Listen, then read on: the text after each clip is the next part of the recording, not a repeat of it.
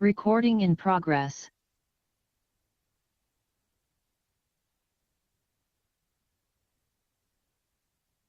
Yes.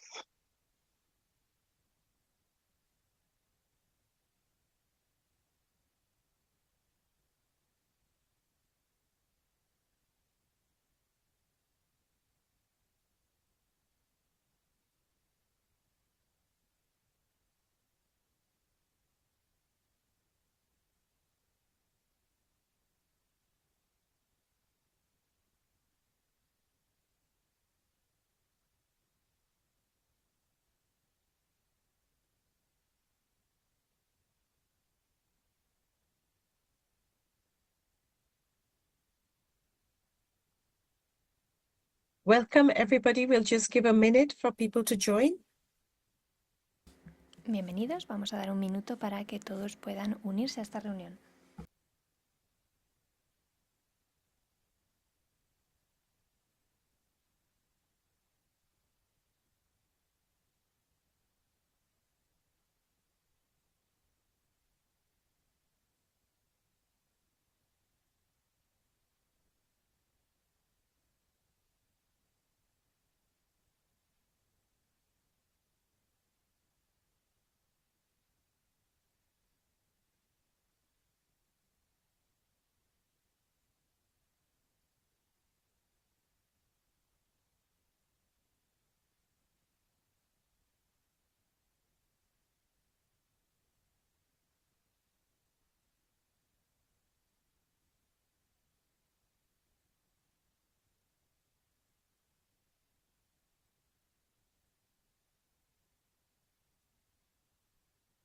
Good afternoon, good morning, good evening.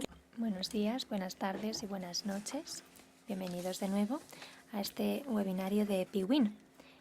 Hoy hablaremos de la utilidad de la genómica de patógenos y nos centraremos en la viruela símica. Muchísimas gracias por estar aquí, sobre todo para aquellos que sea especialmente temprano o especialmente tarde por la noche. Para aquellos que sean nuevos, PWIN significa Red de la OMS de Información sobre Epidemias.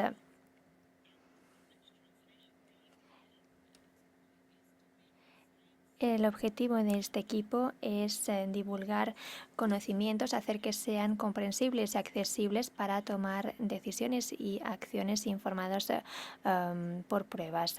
Hoy tenemos a un gran panel con nosotros. Escucharemos al doctor Timothy Dalman, asesor técnico jefe de genómica de patógenos en la OMS, es experto en bioinformática. Después Lorenzo Subisi, epidemiólogo y líder de enfermedades emergentes, que nos dará un panorama de la composición de la genómica de la viruela símica en la respuesta ante emergencias. Tenemos a Edi Lusamaki del IRNB en la República Democrática del Congo, que nos hablará de cómo se está utilizando la genómica en la respuesta a la viruela símica en la RDC. Y también tenemos a otros dos panelistas que moderarán sus preguntas, Caston Moreira de la Fundación Ciencia para África y Greg Armstrong del equipo de tareas para salud mundial. Y por último, escucharemos unas observaciones finales de Tim Dalman. Normalmente solemos pedirles que se presenten, pero algunos anuncios prácticos. Sepan que este webinario se está grabando, esta grabación se publicará en la página web y se les hará llegar a todos ustedes, y con permiso de los ponentes también compartiremos las presentaciones. Nos encantaría escucharlos a ustedes, y ya veo que algunos que saben cómo funcionan estos webinarios están presentándose y nos están haciendo saber de dónde provienen. Así que es maravilloso ver a tantas personas en todas partes del mundo. Así que pedimos que compartan su experiencia, sus comentarios en el chat. Sé que muchos son expertos, así que nos encantaría escucharlos a ustedes. En caso de que quieran plantear preguntas a los ponentes, les pedimos que utilicen la función de las preguntas y respuestas en la plataforma. para hacer un seguimiento de estas preguntas. Y también pedimos que en sus comentarios sean respetuosos, constructivos y que que se centren en el tema que nos ocupa. Este webinario es de naturaleza técnica, vamos a compartir conocimientos, así que centrémonos en este tema. Además, disponemos de servicios de interpretación al francés, español y al inglés. En la parte inferior de la pantalla, en el globo, podrán elegir el canal que prefieran para escuchar el idioma que prefieran. Y sin más dilación, vamos a escucharlos a ustedes.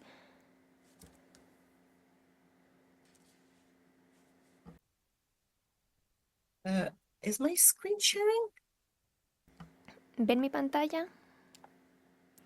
Please go to slido.com. Les pido que vayan a slido.com. Hashtag 6240, almohadilla 6240078, slido.com. Queremos saber si trabajan en la genómica de patógenos de viruela símica. Tenemos las siguientes opciones. Sí, trabajo en la genómica de patógenos para la mpox o no para la mpox, o no trabajo en la genómica de patógenos. Pero quisiera recibir más información al respecto. Estas son las tres opciones. Así que, por favor, vayan respondiendo. Hay 39 personas que han contestado. Tienen que meterse en slido.com y meter almohadilla 6240078.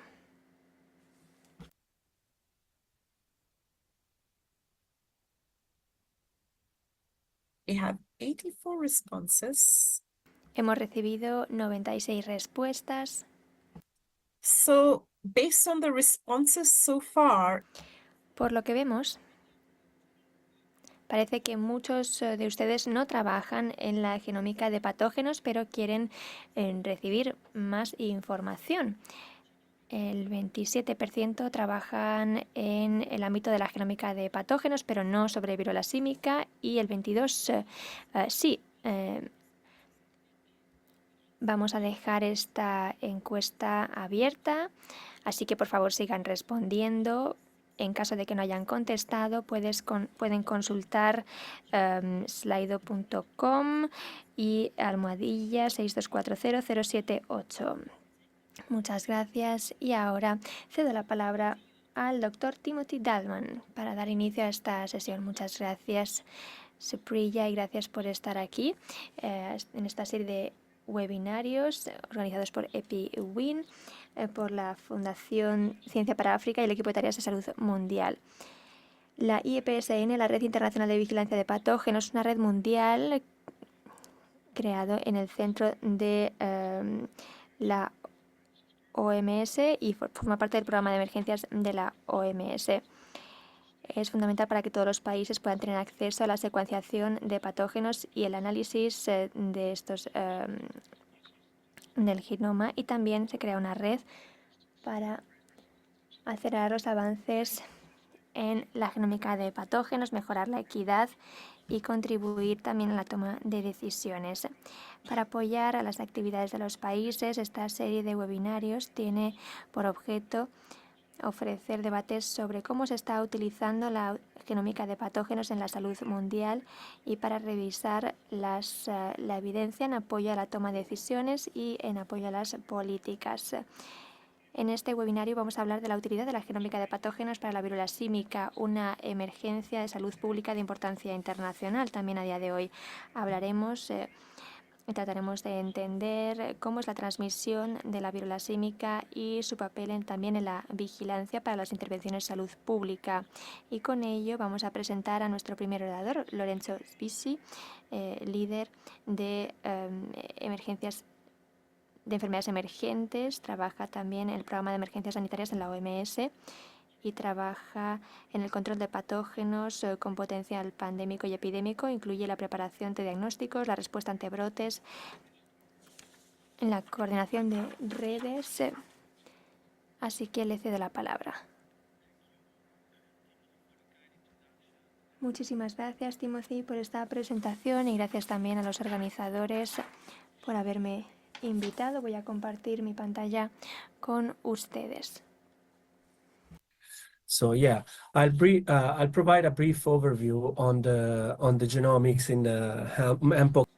Voy a darles un panorama de la utilidad de la genómica de patógenos, una breve presentación sobre la viruela símica. Es un virus del género Orthopoxvirus dentro de la familia Poxviridae y se ha vinculado a la transmisión zoonótica entre roedores africanos, sobre todo las ardillas. Los reservorios van ampliándose. Hay zonas endémicas en África Central. La zona occidental es endémica para el clado 2 y es importante saber que desde los años 2000 ha habido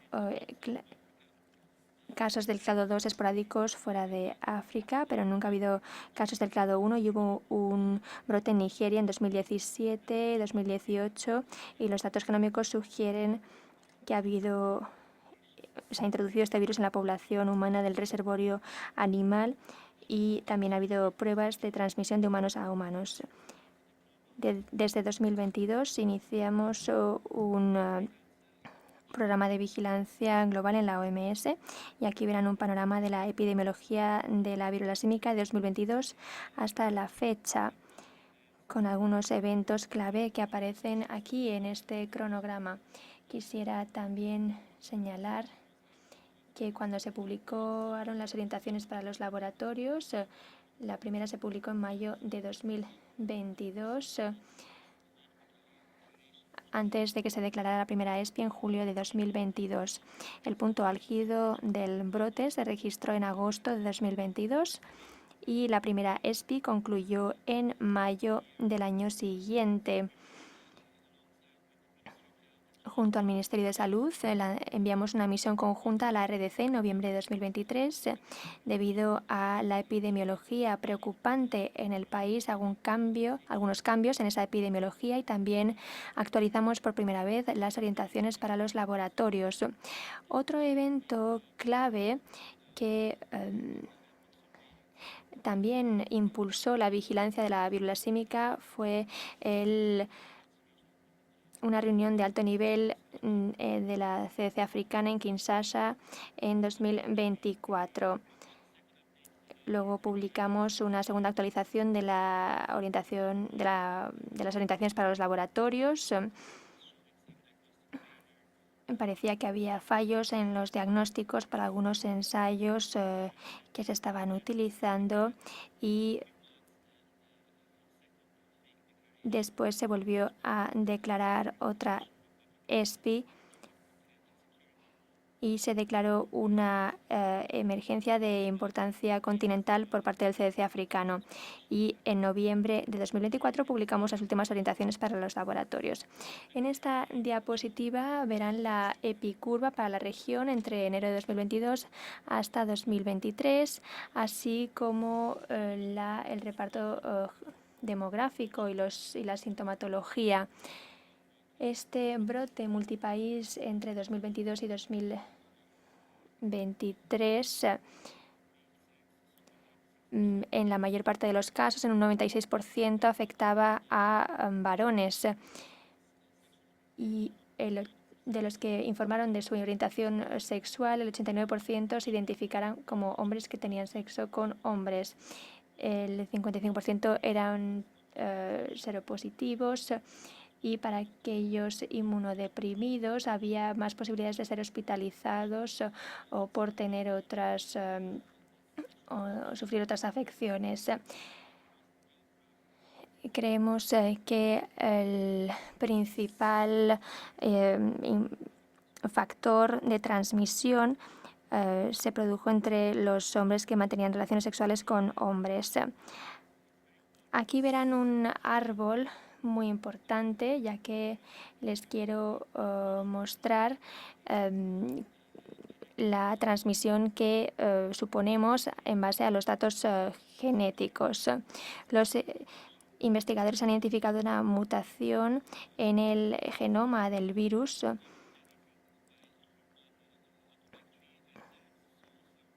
con adición en las enzimas ApoB3.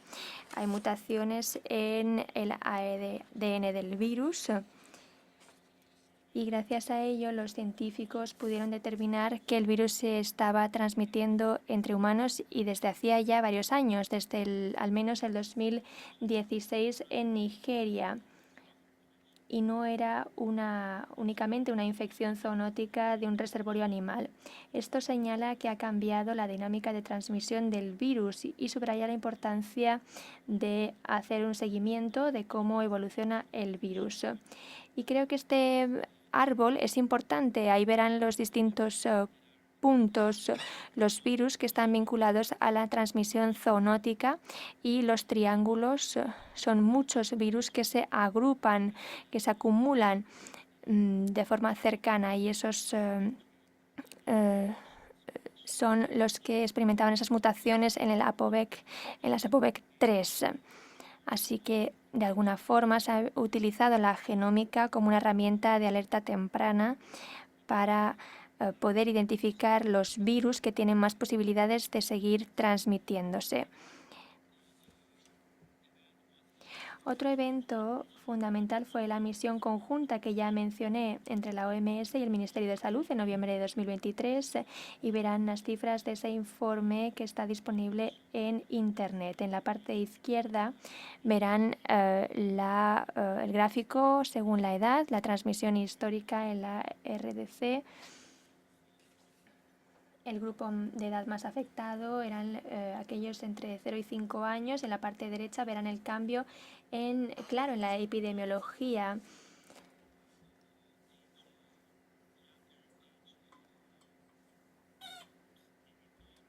Hay niños afectados, también jóvenes afectados, y afecta más a las mujeres que a los hombres.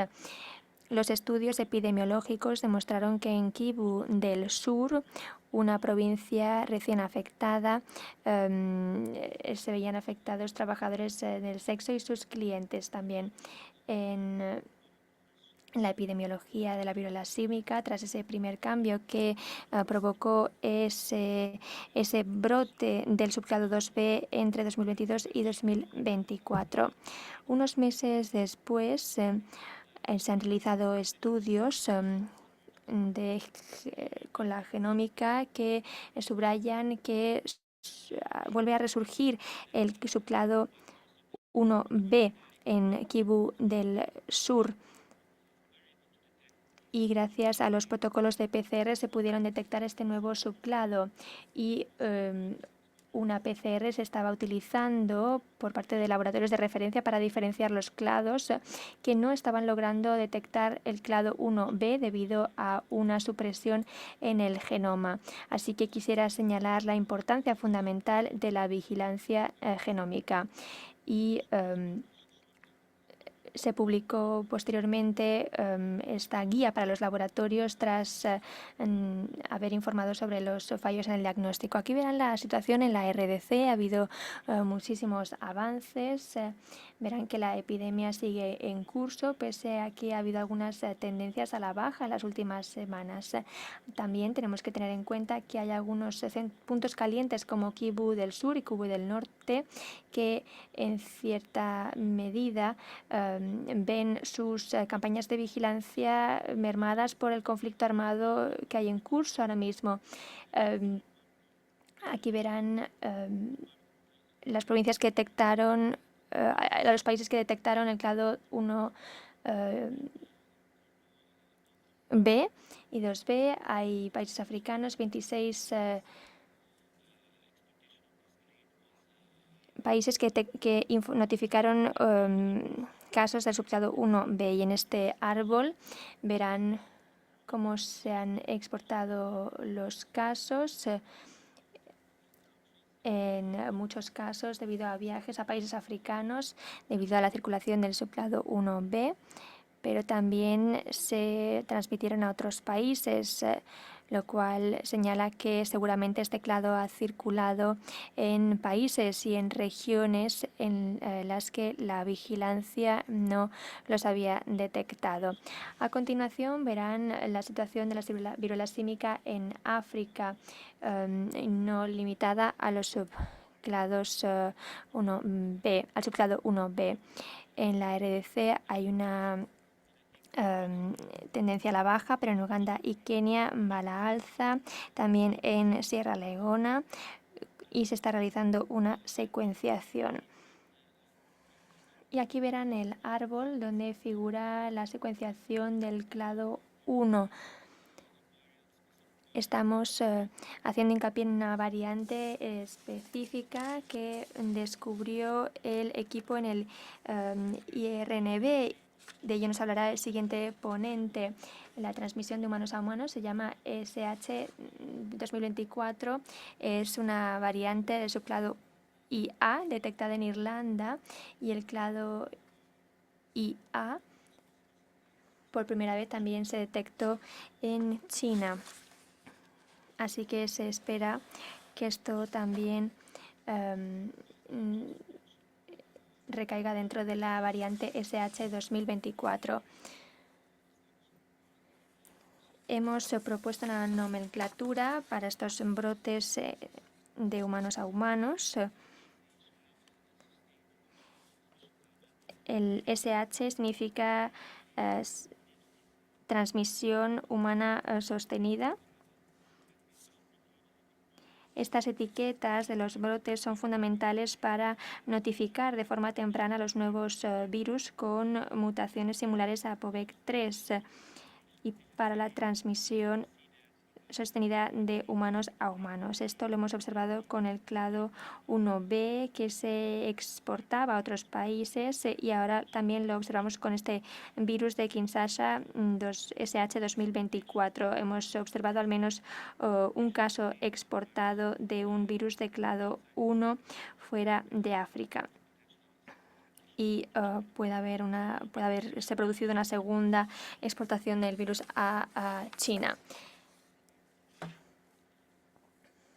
Ahora vamos a centrarnos en el clado 2A. Ha habido transmisión zoonótica África Occidental en 2024, y creo que en cierta medida esto se debe al aumento de la vigilancia en los países.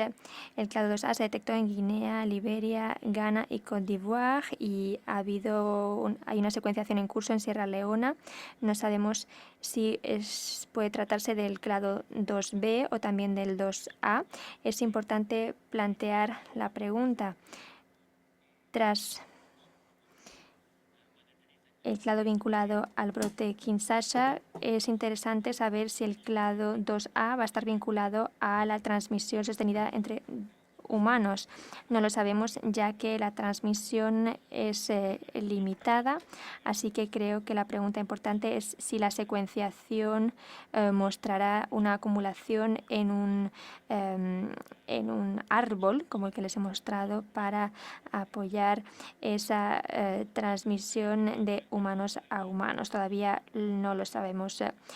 Añadí una última diapositiva en el último momento, ya que es importante fijarse en el reservorio animal. Hay unos monos. Este estudio describe un brote del virus de la viruela símica en un grupo de animales de Cercebus atis en Côte d'Ivoire, en un parque nacional. Y estos animales se vieron infectados por el virus de la viruela símica muy cerca del territorio. Es interesante saber que era idéntica la secuenciación. También hay un vídeo en el que se consume esa misma especie de ardilla. Así que hay pruebas que esto forma parte de su dieta, y también tenemos algunos ejemplos de mangabeyes que en las muestras fecales y en una de esas muestras hubo virus de la viruela símica, así que hay pruebas claras del reservorio animal. A continuación les hablaré brevemente de nuestro trabajo en materia de datos genómicos y qué actividades se han llevado a cabo en la OMS. Lo interesante es la labor que se ha realizado en el Centro Biológico de la OMS, el BioHub. La epidemiología preocupante en la RDC que observamos en la misión de noviembre de 2023 lanzó que se aislara o provocó que se aislara el clado 1. También tras la emergencia en Kibú del Sur. Esto se había observado en 2024, 8 meses antes de que se declarara la ESPI en agosto de 2024. Y las sustancias aisladas del subclado IA e IB y el ADN inactivado se compartieron en laboratorios a 18 países para que los laboratorios se pudieran preparar para diagnosticar, para detectar el subclado 1B y también para una caracterización funcional para entender por qué el subclado 1B surgía y qué características tenía. Y un país utilizó este material para organizar una evaluación externa de la calidad con 15 laboratorios, así que les pedimos que consulten este sistema del BioHub de la OMS para el intercambio de patógenos. Y con ese material lanzamos un programa liderado por Lisa Stevens en la OMS, un programa de evaluación externa de la calidad. Y aquí verán los plazos previstos. La OMS envía el primer panel a 150 laboratorios en 117 países y territorios. Tal y como les mencioné, tras esa misión se lanzó el sistema con el clado 1A y damos las gracias a los colegas que nos permitieron preparar ese panel a partir de abril de 2024. Esta labor ha seguido adelante durante unos meses tras la declaración de las ESPIs por parte del CDC africano y de la OMS, y en octubre de 2024 la OMS lanzó su segunda ronda de programas que envió muestras aisladas a 180 laboratorios en 126 países y territorios, algo que ha sido un hito, ya que abarca gran parte de los estados miembros de la OMS, y en marzo de 2025 se publicaron los resultados y estamos planeando cuáles serán los siguientes pasos. Aquí verán los resultados. En el panel había un positivo de clado 1A, uno que era negativo para el 2B, pero positivo para otros ortopoxvirus. Verán aquí en el gráfico la tasa de éxito, que fue muy elevada para todas las muestras, incluida la muestra que resultó ser positiva en ortopoxvirus. Había otras muestras que tenían una tasa más baja del 75%, que solo contenía 500 copias, por eso había una baja tasa de detección. La viruela símica nos ha permitido, o la genómica nos ha permitido saber que virus se transmiten a través de la transmisión sostenida de humanos a humanos. La acumulación de mutaciones de APOVEC3 es fundamental. El SH 2017 empezó en Nigeria en 2017, pero el linaje 2.1 conllevó al brote multipaís en 2023-2024. El clado 1B SH 2023 que surgió en Kibú del Sur y que se propagó hasta ahora a 26 países, y recientemente el clado 1A SH 2024 que circula en Kinshasa y que se ha transmitido al menos a 1 o 2 países hasta la fecha. Quizá observemos más casos exportados de este grupo. Por ello, la genómica ha sido fundamental para llevar a cabo una alerta temprana de las nuevas variantes con potencial de transmitirse, las variantes vinculadas a la transmisión zoonótica, y también ha sido fundamental para la preparación en materia de diagnósticos para este nuevo clado 1B, ya que había una supresión en el gen de diagnóstico, y esto recibe el apoyo del BioHub de la OMS y del Programa de Evaluación Externa de la Calidad de la OMS. Y también quisiera mencionar que hay 2 documentos de la OMS que se están elaborando en colaboración con la red IPSN sobre genómica, uno más general y otro más específico. Aquí tenemos información sobre el primero, que se titulará Consideraciones analíticas para la vigilancia genómica del virus MPXV. Verán aquí los objetivos de este documento.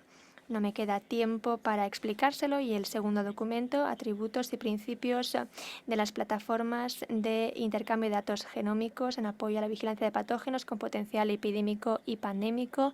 Podrán consultar estas diapositivas más tarde. Muchísimas gracias, Timothy. Gracias a todos ustedes. Very much, Lorenzo, for that. Muchísimas gracias. Como les decía, es un placer presentar al próximo orador, Eddie Kingalego-Somaki, que es investigador en la Universidad de Kinshasa, en la Facultad de Medicina. Trabaja en el Instituto de Investigación Biomédica. Se ocupa de actividades de vigilancia de mpox y tiene mucha experiencia en microbiología, serología, genómica. Y tiene la palabra. Thanks, Timothy, and thanks to the organizer for... Muchas gracias, Timothy. Gracias a los organizadores por darnos la posibilidad de compartir nuestra experiencia sobre la vigilancia de la genómica de la mpox y cómo hemos trabajado en entender la dinámica de la enfermedad. Como veremos en la siguiente diapositiva, la mpox es una de las enfermedades que estamos vigilando en la República Democrática de Congo y que se tiene que declarar directamente si se detecta. Como vemos en la siguiente diapositiva, desde 1996 vemos que el primer caso humano en realidad se descubrió en República Democrática de Congo,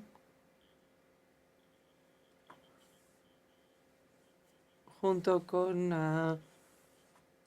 la viruela, y gracias a un programa conjunto con la OMS de vigilancia para entender si esto tenía que ver con la erradicación de la viruela, el programa de la OMS sobre la mpox y las fiebres hemorrágicas nos ayudaron a llegar a comprender la situación mejor. Sin embargo, hubo un segundo brote menor. 10 años después hubo un gran brote en la provincia de Sankuru, que es una de las provincias en las que se notificaron los casos. Y ahí es cuando la mpox se añadió a la lista de enfermedades notificables en República Democrática de Congo. A partir de ahí se exportó la mpox fuera del continente africano y en 2003 y en 2017, tal como ha explicado muy bien el orador anterior, Lorenzo, pues ya les ha contado el calendario y cómo llegamos así a la primera emergencia de salud pública de importancia internacional, la primera ESPI, que declaró la OMS, tal como se muestra en el gráfico de la siguiente diapositiva.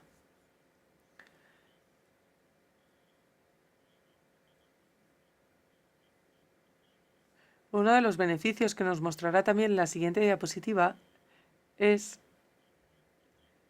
que pudimos generar suficiente información sobre la mpox que todavía se había estado ignorando durante decenios. Y uno de estos beneficios fue que se empezó con una secuenciación intensiva. Hubo varios millares de genomas que se pudieron añadir y compartir públicamente. Pero si profundizamos todavía más en esta información, como ven aquí, hay todavía más genomas de clado 2, que es la variante que fue la responsable del brote multipaís. Siguiente diapositiva. Hay más genomas de clado 2 y eso se ve también en los linajes que se consiguieron caracterizar de A a F y tal como ha explicado el orador anterior. Pero aquí ven la cantidad de genomas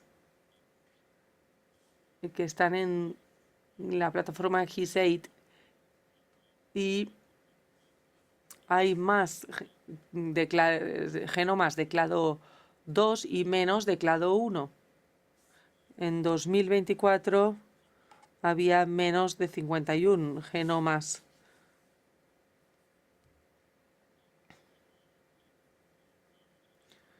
Si miramos los estudios filogenéticos que se han realizado, vemos que se han descrito 5 grupos para el clado 1 con genomas de Gabón y Camerún para el clado 1 y los demás grupos contienen genomas de República Democrática de Congo y también de Sampo, de la ciudad que notificó el gran brote en 1996 y en los años siguientes se hicieron estudios ahí.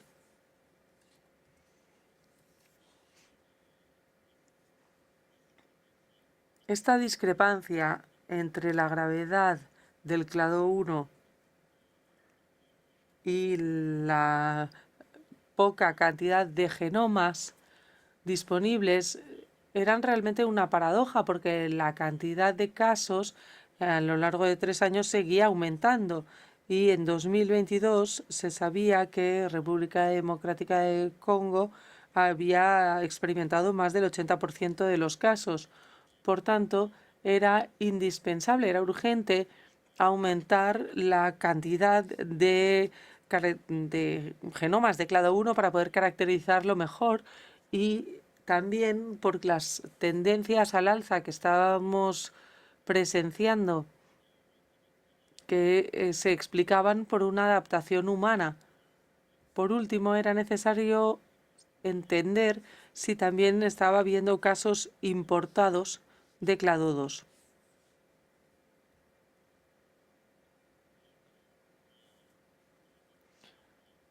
Entonces empezamos a trabajar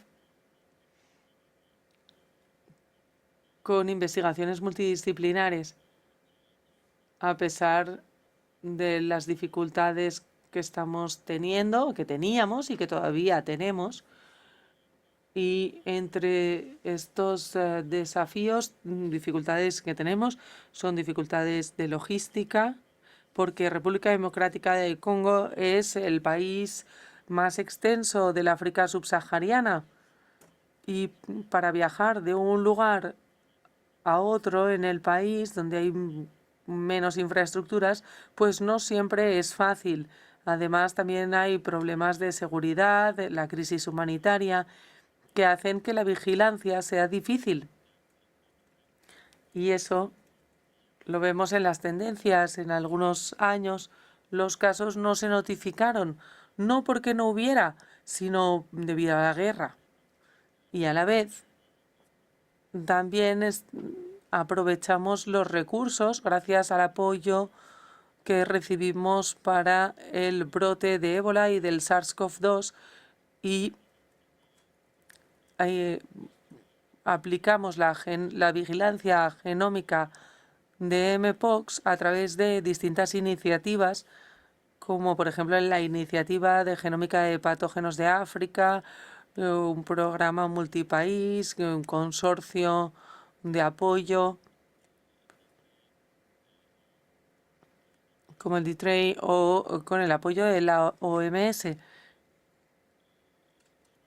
Así pudimos empezar la vigilancia genómica en 2022, pero si vemos, estudiábamos aún así las secuencias de genoma desde 2018 para entender mejor la evolución.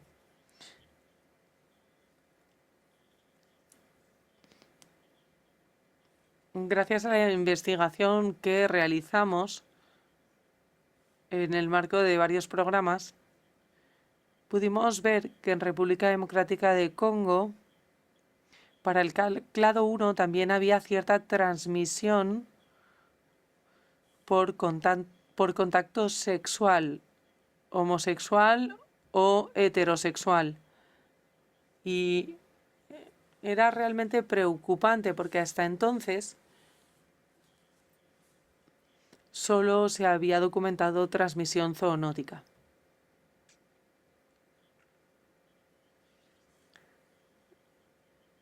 Otro ejemplo de los resultados que arrojaron las investigaciones fue esa investigación que hicimos en la provincia de Obangui Sur, que está en el noroeste del país, como pueden ver en la diapositiva, porque ahí hubo algunas alertas de casos y cuando los colegas llegaron ahí para realizar la investigación, descubrieron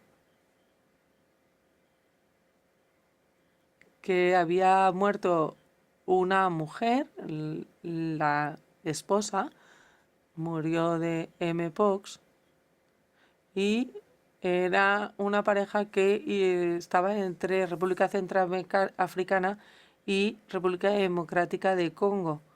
De ahí que empezara a cambiar la estrategia de vigilancia genómica, porque ahí empezamos a trabajar con 9 países.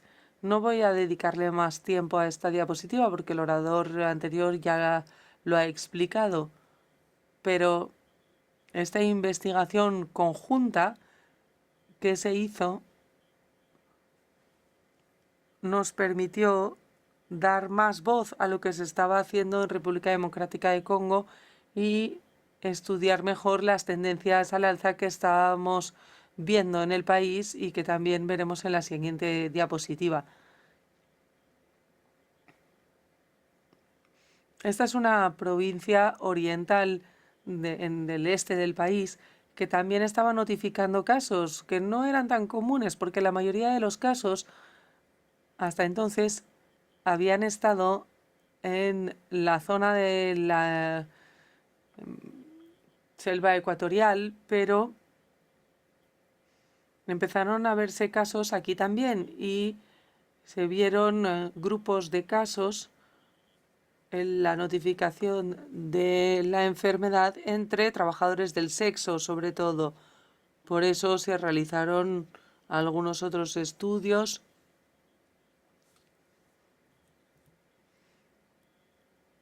y nos concentramos en caracterizar esa cepa.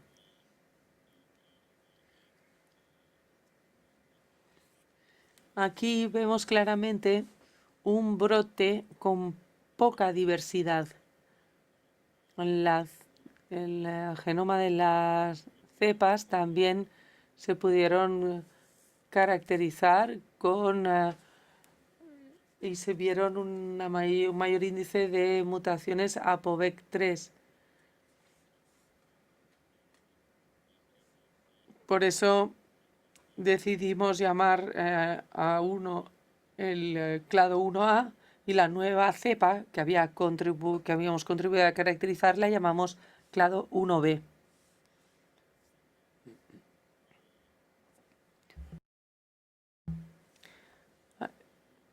Seguimos trabajando entonces y tomamos un lote de muestras que habíamos acumulado desde 2018 hasta 2024 y generamos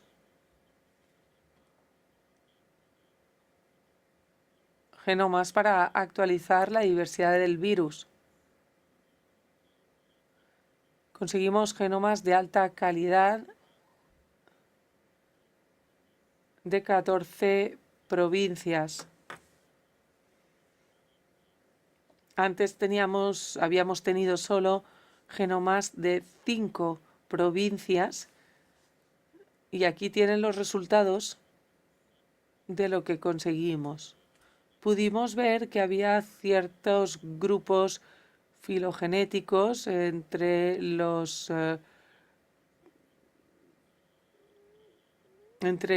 clado 1 del mpox y en la región de Ubangui Sur, en amarillo, vimos un grupo y otro en otra zona del país, pero eso no fue lo único que vimos. Ahí vimos que había una cierta variación en las zonas y eso nos permitió entender qué es lo que estaba sucediendo, que había realmente muchos brotes en un área. Para resumir ese estudio, pues entonces pudimos determinar que el clado 1A era de transmisión sobre todo zoonótica y el clado 1B en el momento de la publicación se vio que estaba concentrado sobre todo en la zona este del país.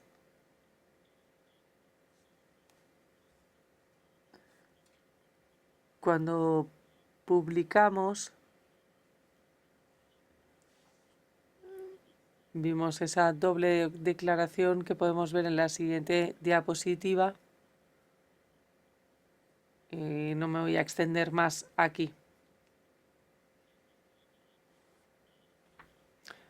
La doble declaración de emergencia.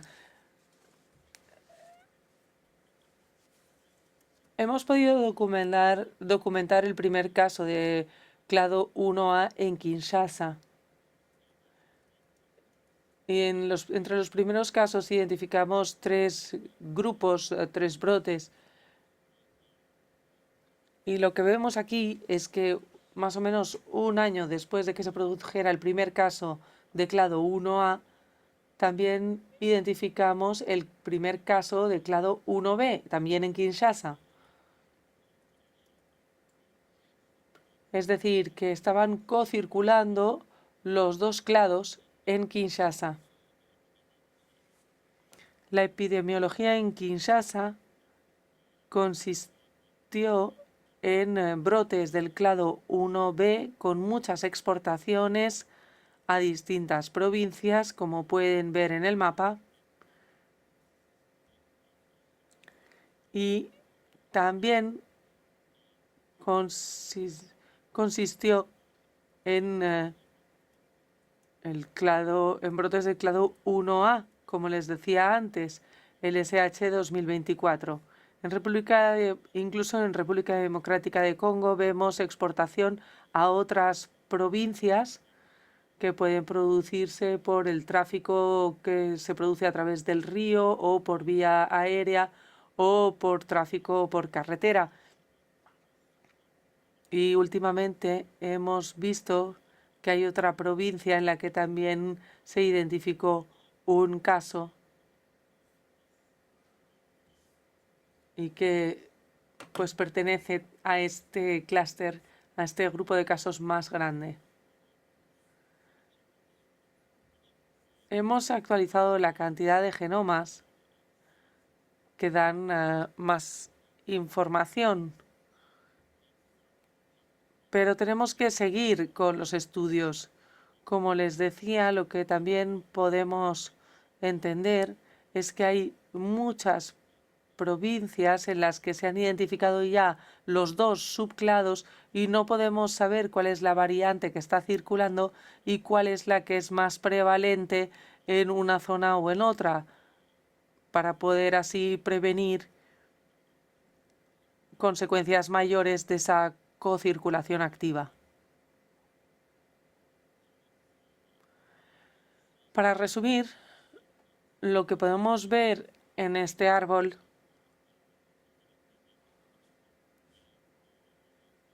es que tenemos los brotes humanos, que también tenemos brotes de carácter zoonótico, que son los predominantes en el país, y que tenemos que coordinarnos para documentar el reservorio. Las variantes adaptadas al ser humano todavía pueden surgir. Por tanto, todavía no hemos terminado. Y por eso es necesario que desarrollemos también una estrategia para aumentar la vigilancia de la enfermedad, incluyendo PCRs que diferencien entre clados o vigilancia en las aguas residuales. Lo que hay que tener en mente es que la genómica de patógenos es crucial para poder detectar el surgimiento de nuevos clados y que los que trabajan en estos temas hacen un trabajo realmente importante y el coste que supone no es un coste perdido. Gracias. Great, and this is Greg. Muchísimas gracias, Greg Armstrong. Quiero darle las gracias a los dos oradores por unas excelentes presentaciones. Hemos recibido bastantes preguntas, tal vez no consigamos contestarlas todas, pero vamos a empezar con alguna de las que se han transmitido. ¿Cómo pueden establecer un equilibrio entre los beneficios para los países de compartir los datos del genoma con los riesgos que suponen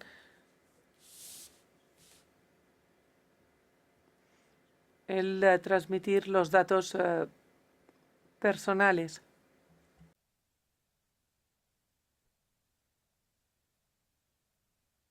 Can you repeat the question, please?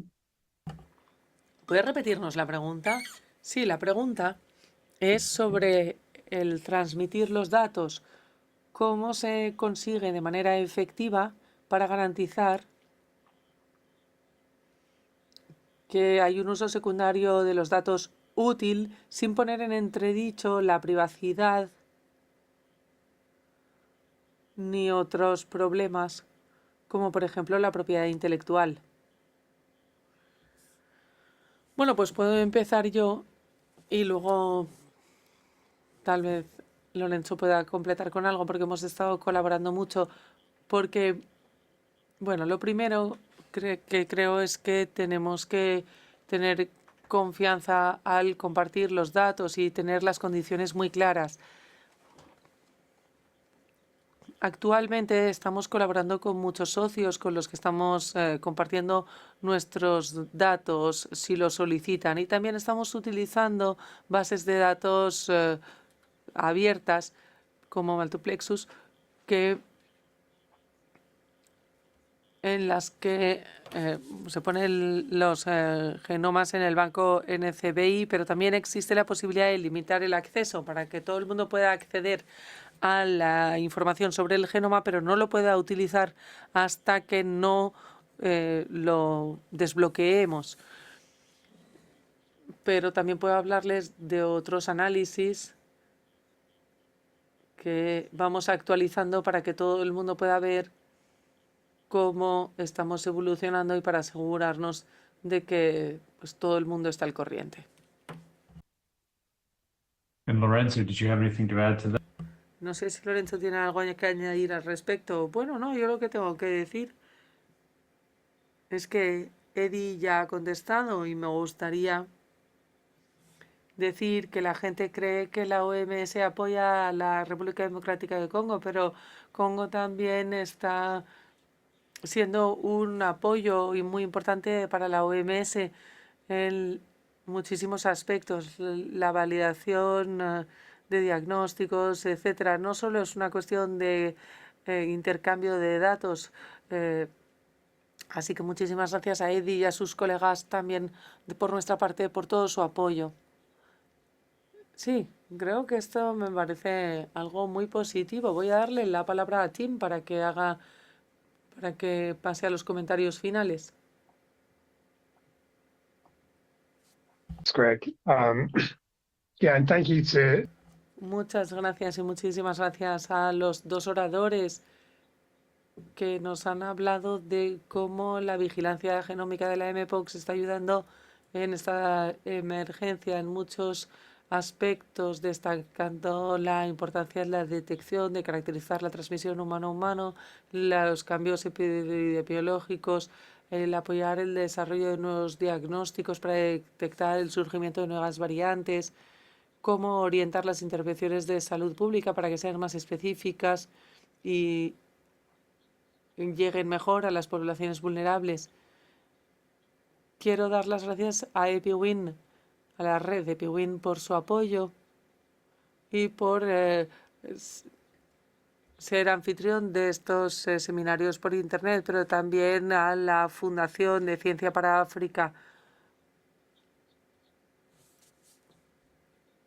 Esperamos seguir con esta colaboración y poder ofrecerles más seminarios por Internet sobre la genómica de patógenos y sus aplicaciones. Agradeceríamos comentarios de los participantes de hoy sobre temas futuros que podrían ser importantes para cualquiera de ustedes. Muchísimas gracias y nos ha encantado que hayan compartido este tiempo con nosotros.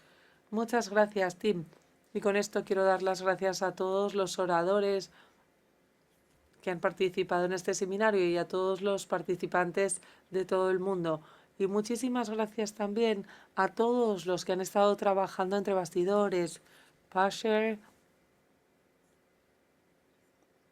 que ha ido poniendo información en el chat, Project Echo, nuestros socios que también han estado trabajando para compartir las pantallas y que nos han dado apoyo en todo este seminario. Y por último, me gustaría compartir con ustedes nuestro próximo seminario por Internet de EpiWin. Será a las 9 de la mañana. Los países que están más hacia el este pues no suelen poder participar. Esta es la primera parte, pero la segunda parte de este seminario será en mayo. Por tanto, el nuevo rostro de la preparación ante las pandemias será el 23 de abril a las 9 de la mañana. Y muchísimas gracias por haber estado con nosotros. Gracias a todos los oradores, los que han trabajado entre bastidores y sobre todo a todos los que siguen EpiWin periódicamente. Muchas gracias.